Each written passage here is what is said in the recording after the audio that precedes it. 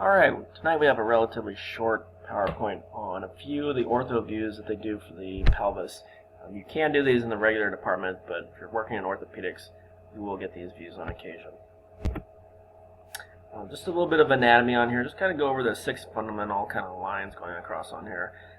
There's a lot of different parts that make up that kind of acetabular area, as well as a few different lines that outline a little bit of the anterior portion of it, as well as the posterior on there. So kind of gotta go over those just a little bit. The inlet view is one of the views we'll be covering. The inlet view is basically just to look at the inlet of the pelvis. So what we're going to do on this, we're going to do a pelvis view on a 14 by 17. It's going to be crosswise, just like a regular pelvis at 40 inches. You want to make sure you include the entire thing on there with all the anatomy that you normally see on a regular pelvis. Top of the light should be covering the iliac crest. So as you look here, all you have to do is find the iliac crest on the sides and make sure that you do have light hitting that. Marker either high or low and lateral, so just like on a regular pelvis, make sure same markings. Assessment of pelvic trauma for posterior displacement or inward or outward rotation of the anterior pelvis. So if there's any type of movement within things like the pelvic brim, the spine, pelvic on the inside, you'll be able to see kind of a loss of this kind of open circle going right across here. The CR is going to be angled at 40 degrees. That's going to be standard for pretty much everybody, just to see that inlet. You're going to need a little bit more technique than you would normally use just because of the severe angle that you're putting on this patient. So 77, about 60 on that. This is basically what it's going to look at. It's going to look very similar to a regular pelvis. This is just going to look a little bit more open. It's going to shorten this area a little bit between the femoral necks. This one does have some slight rotation, but this patient also has some serious problems going along with some fractures going across here. So if we kind of lose this circle going around here with a true pelvis, be able to see one of these ischial spines, probably a little bit more on one side than the other, but you should be able to see both of them within that inlet of the pelvis.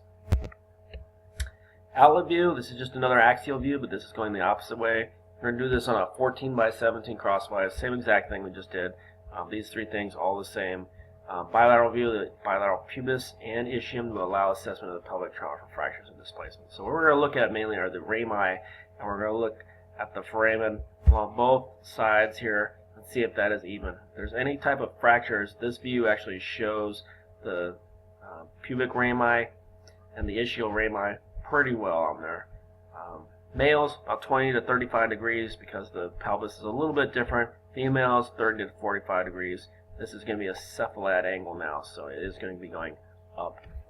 Typically, you will do the inlet and outlet views both at the same time. But if you see like a little fracture or potential fracture within the lower portions of the rami, a lot of times if you add this outlet view, you can get a shot that kind of looks like this,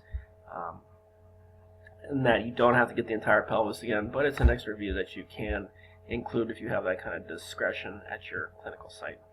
77-56, not as much of an angle typically, and because it's going up, this is a little bit thinner than the rest of the pelvis, so you don't need as much technique. So that's just a little less at 77 and 56. Outlet view of the entire pelvis, this is what you're going to see. It's going to flatten out the top portion of the iliac crest. It's going to lengthen out the femoral necks a little bit. And this entire area right through here is going to be kind of open so that you can see the obturator foramina a little bit easier. You'll be able to see the rami going all the way down, so you can see a fracture going across here on the left pubic ramus and up here on the superior ischial ramus. What will also happen is that inlet now, because you're angling the opposite way, is going to become very, very flat. So it's going to put the pelvis kind of on top of itself. Jude views, these are usually specific just to orthopedics. The book covers it a little bit. As it says, it's an AP oblique projection, which basically is what it is. There's a couple different ways to do this depending on whether you're aiming for the upside over here or the downside on here. If your clinic does individual 10 by 12s, you can focus just on these particular areas. And we put the centering points down right on here if you're doing them unilateral instead of all together. But typically you can do this on a 14 by 17. I think we're going to probably do some sort of combination of this on the practical exam, but we'll let you know exactly which one. These are basically going to be 45-degree posterior obliques, so they're going to be in an RPO or an LPO position. Really looking for acetabular fractures because the way the pelvis sits, sometimes it can hide a little bit on the true pelvis view when you get a straight AP of it. If you're looking for the upside and downside, so typically you're going to get both of these. So a lot of places are fine with just doing a 14 by 17 to include both of them on there, instead of doing 4 separate shots of these to try to get it on there. These last two things, downside CR is just 2 inches distal and 2 inches medial to the downside ASIS. So you would use this side, go across here, go down, and then you should be right over the acetabulum on that. If you're doing the upside, basically take your CR and it's just distal to the upside ASIS. So the ASIS right about here, 2 inches down, and you'll be on that upside there. So the oblique position, so it's going to vary with its thickness from patient to patient, but basically 77 and 50 should work for this test. Nealis-Miller method we covered last semester a little bit. This is just going to cover it a little bit more in depth. Basically just a cross-table lateral for trauma or post-surgery. So if you suspect they may have a dislocation or a fracture, you should not frog leg their leg towards the outside, as you can make any fracture worse on that. Typically you're going to do this on a 40-inch SID with a grid going crosswise. Just a 10 by 12 is really all you need. I know some techs are lazy and like to use 14 by 17s, but we're really only looking at this area right through in here. And this one is actually done with a circular cone as well, to make it even a little bit more tighter in terms of collimation. Keep the tube and IR parallel because you are using a grid. Opposite leg up and out of the way, so the good leg just up because they can move that leg and just pull back as much as they can get. Do not rotate the bad leg in 15 to 20 degrees if for trauma. So we don't want to turn this at all because it's going to change the greater trochanter and the lesser trochanter in terms of positioning. So it's better just to leave it neutral. Place support under the patient, either a sponge or a lot of times you can just put a blanket or a couple towels to build that up a little bit so that we can see all the way down on the posterior side as well. Pull the good leg back to a 90 degrees. So if you can get that opposite leg up and out of the way, you can remove some of that soft tissue from the patient's hamstrings and butt so that it's not over that acetabulum, because they want to see how this kind of articulates with the acetabulum and if there is an actual fracture across the neck or maybe a little bit down further. 80 to 100, good starting point for this. It's really going to depend how big your patient is, as always, but at least that gets you in the ballpark.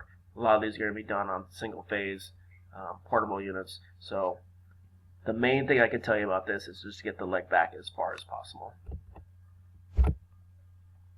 Transverse acetabular fracture. So as we look at the acetabulum, you can see this little fracture across here, going across on this area. So a few different looks at it. This looks like a lateral view across here. It's really for this part of the acetabulum, but the acetabulum is kind of a cup shape, so you can develop little fractures kind of going off of that into the inlet of the pelvis on there. Let's see, treatment is usually just a screw or just to anchor the area down. It stabilizes the acetabulum pretty well, so if you see one patient or a patient that has just a screw going across in there, usually there's some type of fracture within this area across. When you do a Judet view, you'll be able to see that through the fracture side a little bit more and make sure that that's not going through the actual acetabulum, but just outside of the acetabulum. That's just going to anchor it, give it enough time to heal on its own, and it should be fine. So acetabular fracture with ilium fracture and SI joint disparity. So there's a lot of bone that they can use their little toys to kind of go across on here and anchor these down with the plates and screws. It looks a lot worse than it is, especially when you do the outlet view. These screws look tremendously long. They're not actually that long. They're usually like about two inches in length. These are actually longer screws here, going through the iliac crest, kind of anchoring that down as well. If there's any type of fractures on here, it puts a lot of pressure within the inlet of the pelvis, so the whole pelvis can slide if it's not anchored down properly. Looks like they have a little bit of a problem through the iliac crest on here too, because it looks like a fracture going across on here, and they're just anchoring this part down as well. Posterior wall treatment using internal fixation of 2 parallel reconstruction plates. So a couple plates going across on there. You can see the stitches going across on this, so they peel down the skin, go right across into the bone, and just anchor them down with a bunch of screws to hopefully hold it all together. Probably be non-weight bearing for a little bit, just until the fracture site starts to heal. Paget's disease, the last thing on here.